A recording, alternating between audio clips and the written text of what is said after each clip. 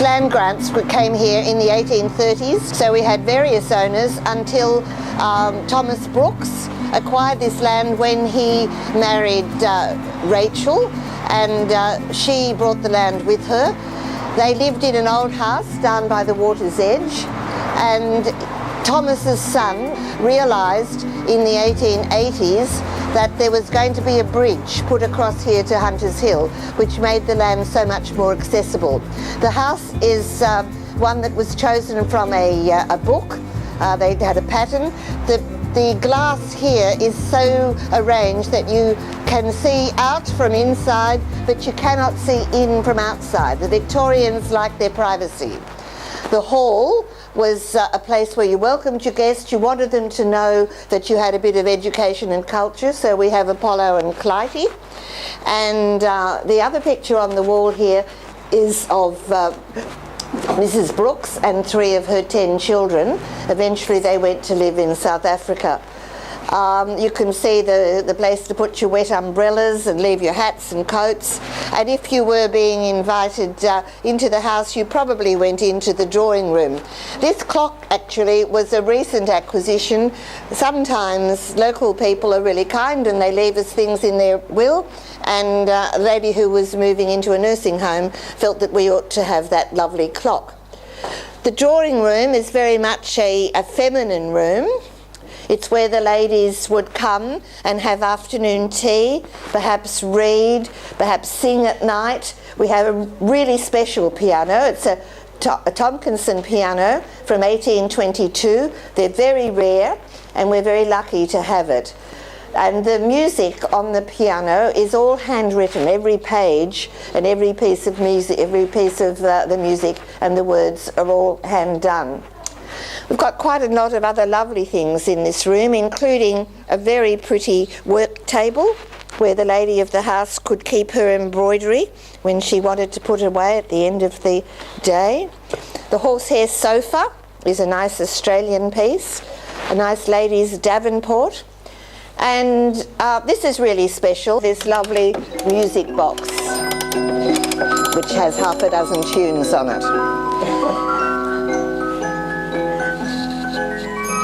So the children probably weren't allowed to come in here too often, but the ladies could sit by the fire, and that pole screen was especially designed so that when women sat by the fire, they didn't get too much heat on their complexion and so on.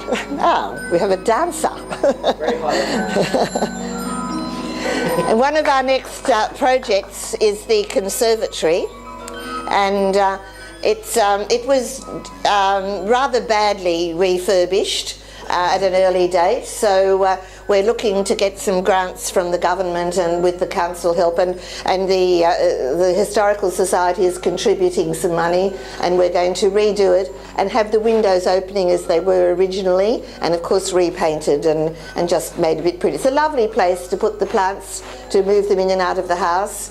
And of course you've got the water down there, you can only just see it through the trees, but the garden is really beautiful and beautifully looked after by the council gardener. So we can move into the dining room.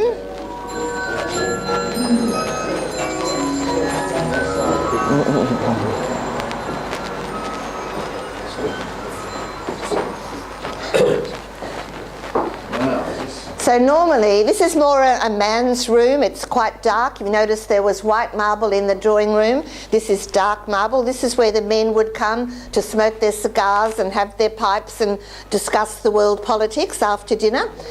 In the early days, in this period of time, women used to sew for themselves, usually made their own clothes. So we've set it up as a sewing room. Sometimes father might come in here and do his books. Maybe do some letter writing. So it was a multi-purpose room opening onto the veranda. Again, the curtains are like the glass in the front door. You can see out, but if you're outside, you can't see in, which is rather nice. So let's go out into the hall again.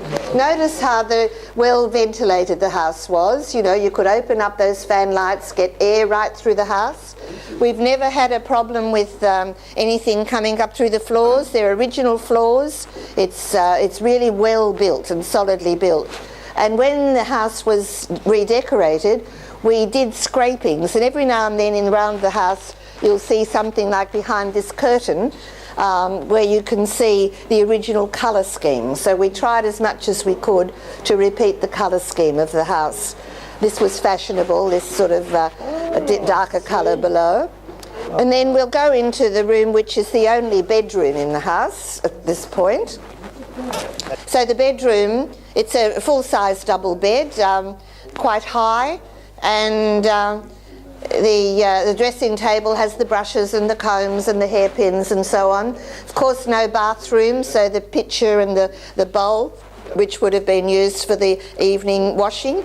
And some of you, although you guys are not old enough to remember, the old shaving brush and the razor strop. We used to actually keep a razor in here, but then we were told that was not very safe, so we had to take it out. Worried about it. Yes. The veranda out there is lovely. Well, you get the morning sun through here. Yeah, and you can see the water down there with the boats bobbing. Lovely handmade nightgown. The story was that the girls who could sew beautifully like that might have, say, 10 nightgowns, and they'd number them from 1 to 10. This presumably was number 10. She never got around to wearing it because it's in such good condition. Right. And this is a nice little furniture piece in this bedroom. Quite handy. Easy to empty. It's a little commode. And you could also steps to get into the bed. And of course the bedroom was also the sick room. So you had your home physician, and if you were ill and you needed soup, perhaps you might have your soup from something like that. And the improved inhaler and a hot water bottle, various items that were useful in a sick room. So we start here in Victorian times when women mourned. Queen Victoria was the one who really impressed everybody. She stayed in mourning for the rest of her life. And then on the far wall we've got a little history of women's changing clothes. In the early 1900s, women got a little bit freer and they were able to play sport, and clothes that could be washed started coming in. In the 1920s, we got this lovely unstructured look. The red dress that you see there was a 1940s dress. It was owned by a family of 3 sisters, and they used to share it apparently. Only one of them was able to go out to a special function because that was their going out dress. And then the next one is the 1950s going away outfit, when the brides went off and got the hat and the gloves and set off on the honeymoon. And then a Jean Shrimpton type coat dress that was also a wedding dress. The lovely green and white one was a very special one that actually went to the America's Cup and was worn by its owner in the US. The kids all love to see the divided drawers, which are rather special. And yes, some very pretty stuff there. Takes you, if you really wanted to look at what, you know, there's a lot to see here.